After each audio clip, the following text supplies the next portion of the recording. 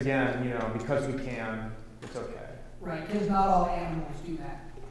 But we all should have a right to live and be free from violence and oppression. I mean, that's a good starting point. We all suffer pain, and we can relate to animals suffering pain, and why would we want to cause pain to anybody else when we don't have to, you know? I mean, these days sometimes I run into Buddhists who are, you know, eating meat, you know, and this was in Santa Barbara a few years ago. So, well, you know, because years ago in Mongolia, the snow, the deserts, you know, there's a health food store across the street now. You're not in Mongolia, you know, years ago.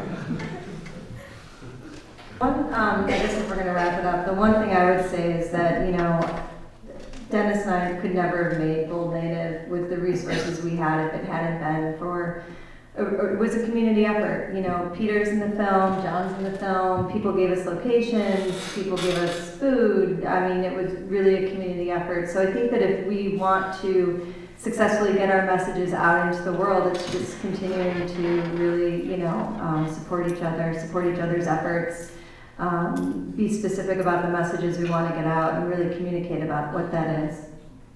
So. What do you think of PETA's reasoning that they have to kind of dumb it down in order to reach the mainstream public, that they have to use shock value and sexism to get the message to people? Well, you see how hard it is to get media access. So, I mean, that's what they feel is necessary. If, you know, I mean, if they just hold a press conference and talk about something, you know, I mean, so it's so hard to get media access. That's why it's so valuable when we do have it. Dennis and I were actually talking about this on the way down here today, that there's maybe a happy medium somewhere between dumbing it down, I mean, and like over-intellectualizing it, you know.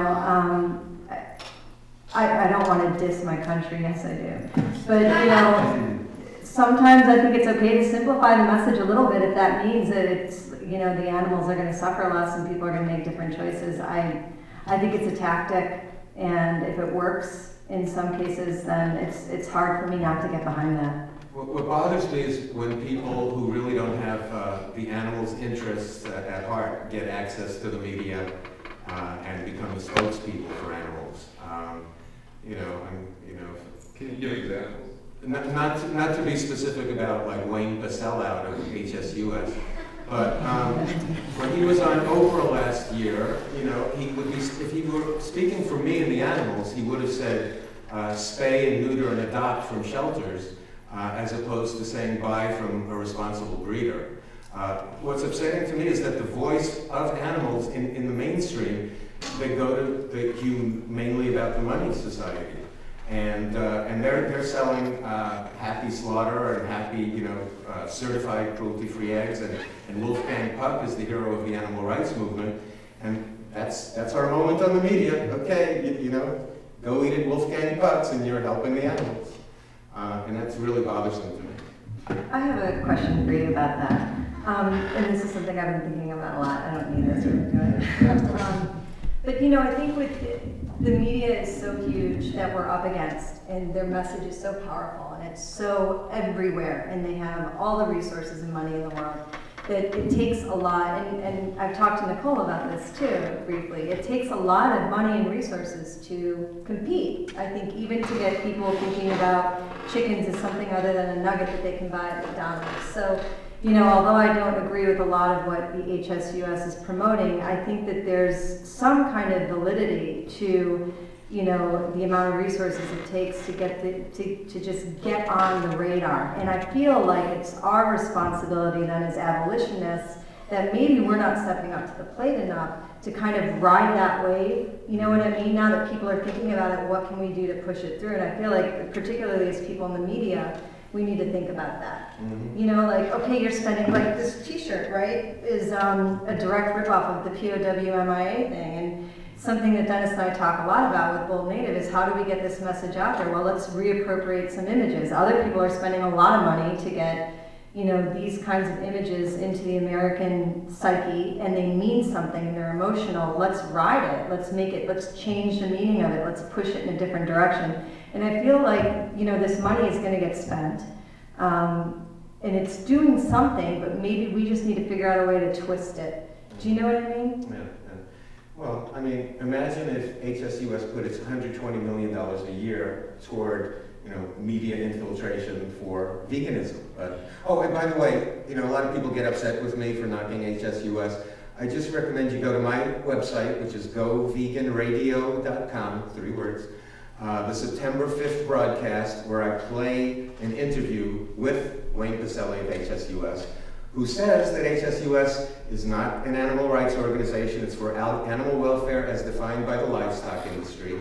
It does not promote veganism, and he boasts that even members of the board of directors are not even vegetarian. He says HSUS is not against all hunting, against all circuses, and it kind of goes on and on.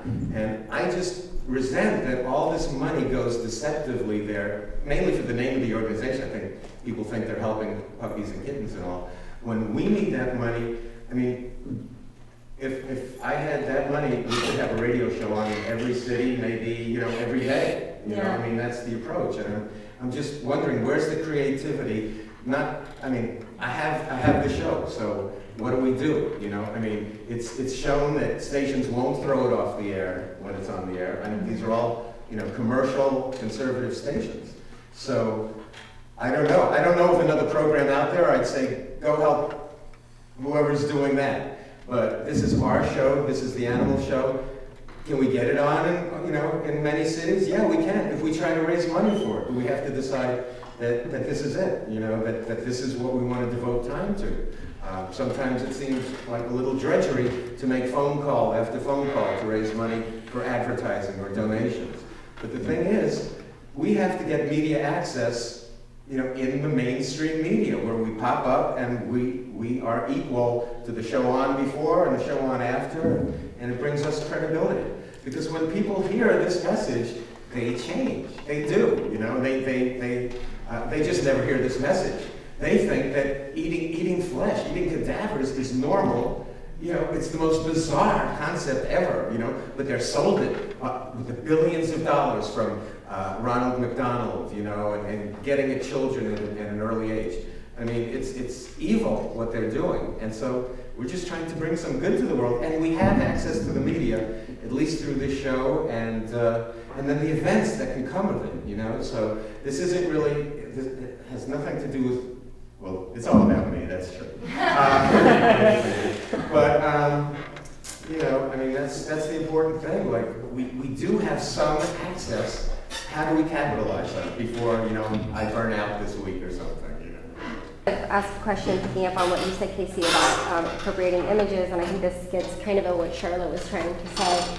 I think that one of the difficulties with media in our movement is that it appropriates some of the most vicious images in our society, which are sexist images, and I think that that's what you were referring to with the PETA ads. And I mean, I know as a feminist, I've had trouble maintaining my feminist work as an activist, because feminism is a speciesist movement, and as an animal rights activist, I feel that it's a very sexist movement and very anti-feminist movement. And one of the ways that I see this just kind of shot out to the mainstream is through media. So I'm wondering how all of you, and I know that you guys have had with some of your images, you've really struggled with, how do you represent women, because people like sexy women. So I'm wondering how all of you negotiate all the different voices that are oppressed and need to be heard, and in your attempts to use media positively for one oppressed group,